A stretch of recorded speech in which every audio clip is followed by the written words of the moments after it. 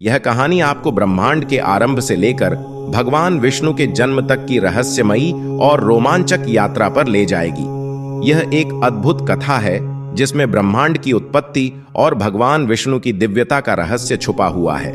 सुनिए, यह कहानी जब संसार में कुछ भी नहीं था, चारों ओर केवल अंधकार था, एक गहरी निस्तब्धता और एक अनंत शून्य, न आकाश, न धरती, न तारे और न ही कोई जीव। एक निर्जन शांत वातावरण जो अपनी गूढ़ता में अडिग था। ऐसे असीम शून्य में एक दिव्य ध्वनि गूंज उठी जिसे ओम कहते हैं।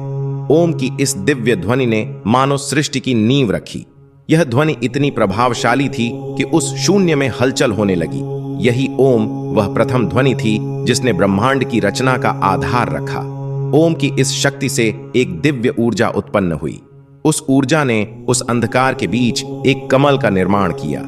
वह कमल धीरे धीरे विशाल रूप लेने लगा और उसमें से एक दिव्य पुरुष का स्वरूप प्रकट हुआ। यही दिव्य पुरुष थे भगवान विष्णु, जिनका जन्म ब्रह्मांड की रचना के लिए हुआ था। भगवान विष्णु का जन्म होते ही उनके चारों ओर की शक्तियां हरकत में आ गईं। वह अनंत शक्तियों का केंद्र बन चुके थे, परंतु यह देखकर अंधकार के मध्य की कुछ शक्तियां नाराज हो गईं। उन्हें यह पसंद नहीं था कि उनके बीच इतनी दिव्यता प्रकट हो जाए, और इस नाराजगी में उन शक्तियों ने भगवान विष्णु पर आक्रमण करने की ठान ली। जैसे ही अंधकार की शक्तियों ने आक्रमण किया, भगवान विष्णु ने एक विशाल स्वरूप धारण कर लिया।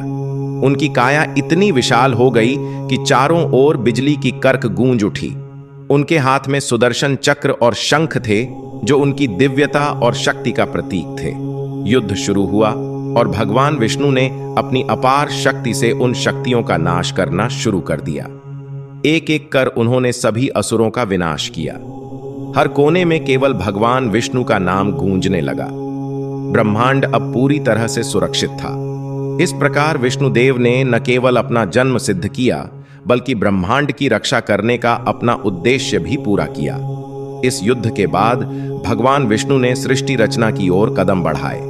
उन्होंने ब्रह्मा और महेश के साथ मिलकर सृष्टि के सभी जीवों, तत्वों और ग्रहों की रचना की योजना बनाई। भगवान विष्णु सृष्टि के पालनकर्ता बने और उन्होंने वचन लिया कि जब भी संसार में अधर्म बढ़ेगा, वे पृथ्वी पर अवतार लेकर धर्म की रक्षा करेंगे। इस प्रकार विष्णु जी का जन्म न केवल सृष्टि की रचना के लिए हुआ, बल्कि हर युग में धरती पर अवतार लेकर धर्म को बचाने के लिए भी। तो मित्रों, यह थी भगवान विष्णु के जन्म की रहस्यमयी और अद्भुत कथा।